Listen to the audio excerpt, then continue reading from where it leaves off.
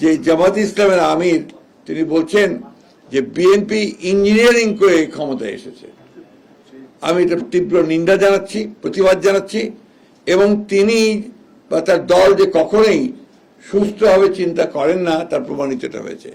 সমগ্র পৃথিবী, এই সমস্ত যারা অবজারভার এসেছিল, সমগ্র বিশ্বের সমস্ত দেশগুলো, বাংলাদেশের সমস্ত প্রতিষ্ঠানগুলো, পত্র পত্রিকা, মিডিয়া এক বাক্যে স্বীকার করেছে যে এই নির্বাচনটি ছিল এই কালের, অর্থাৎ বাংলাদেশ সৃষ্টির পর থেকে সবচেয়ে নিরপেক্ষ, অবাধ এবং সুষ্ঠু নির্বাচন। এবং সেই সুষ্ঠু বিচারের মধ্য দিয়েই বিএনপি তার জনপ্রিয়তার মধ্য দিয়ে 213টি আসন লাভ করে সে সরকার গঠন করার সুযোগ পেয়েছে। সুতরাং জামাতে ইসলামের আমিরের এই বক্তব্য আমি আবার আমরা প্রত্যাখ্যান করছি, শুধু নয় নিন্দা জানাচ্ছি এবং ক্ষোভ প্রকাশ করছি। যাই হোক, যে কথা বলছিলাম যে আজকে বিভিন্নভাবে বিএনপির বিভিন্ন কর্মকাণ্ডের উপরে বিভিন্নভাবে আপনার প্রচেষ্টা চালানো হচ্ছে ওই শক্তিটির পক্ষ থেকেই, একটা আবার ধূম্রজাল সৃষ্টি করা, আবার একটা বিভেদ সৃষ্টি করা। আমরা 5ই আগস্টের পরে যে সুযোগ পেয়েছি বাংলাদেশে গণতন্ত্রকে প্রাতিষ্ঠানিক রূপ দেওয়ার, সেই প্রচেষ্টাকে নষ্ট করে দেওয়া, সুযোগকে নষ্ট করা, আবার একটা ফ্যাসিস্ট শাসনের পায়তারা তারা করছে কিনা সেটা আমাদেরকে চিন্তা করতে হবে, দেশবাসীকে চিন্তা করতে হবে। ভিন্নভাবে দেশকে আবার স্বৈরাচারের মধ্যে তারা নিতে চায় কিনা সেটাও আমাদেরকে চিন্তা করতে হবে। এবং তাদের যে অতীত ইতিহাস, সেই ইতিহাস আমরা সবাই খুব ভালো করে জানি।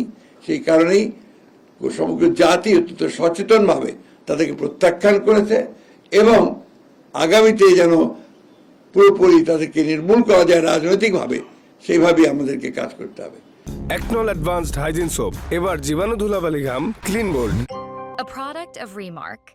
সবসময় লক্ষ্য করেছেন, আমরা এর আগেও বলেছি যে বাংলাদেশের স্থিতিশীলতা, রাজনৈতিক স্থিতিশীলতাকে বিনষ্ট করবার জন্য একটি পক্ষ প্রথম থেকেই প্রচেষ্টা চালিয়ে যাচ্ছে। সে নির্বাচনের আগে থেকেই, তখনও অফুরন্ত মিথ্যাচার, প্রোপাগান্ডা, ফেক ইনফরমেশন, আপনার সোশ্যাল মিডিয়াকে অন্যায়ভাবে ব্যবহার করে, আপনার অনৈতিকভাবে ব্যবহার করে বিএনপিকে জনগণের কাছ থেকে সরিয়ে দেওয়ার একটা প্রচেষ্টা চলেছে, কিন্তু সেটা সক্ষম হয়নি, সফল হয়নি। এখনো আবার দেখেন যে সমস্ত কার্টুনগুলো করে তারা দিচ্ছে এবং সেগুলো নিয়ে গিয়ে যে প্রচেষ্টা তৈরি করছে, খুব স্পষ্টভাবে বোঝা যায় যে ওই শক্তি যা বাংলাদেশকে অস্থিতিশীল করতে চায়, একটা আপনার ইনস্টেবল অবস্থায় নিয়ে যেতে চায়, অনিশ্চিত অবস্থায় নিয়ে যেতে চায়, তাই এই কাজগুলো করছে। আমরা তীব্র নিন্দা জানাচ্ছি। ছাত্র রাজনীতিতে এই ধরনের যে একটা অবস্থা তৈরি করার যে প্রচেষ্টা করা হচ্ছে, আমরা তারও নিন্দা জানাচ্ছি, এবং আমি আশা করব যে যে সমস্ত পক্ষগুলো এই ধরনের অপকর্মে লিপ্ত হচ্ছেন তার বিরুদ্ধে থাকবেন।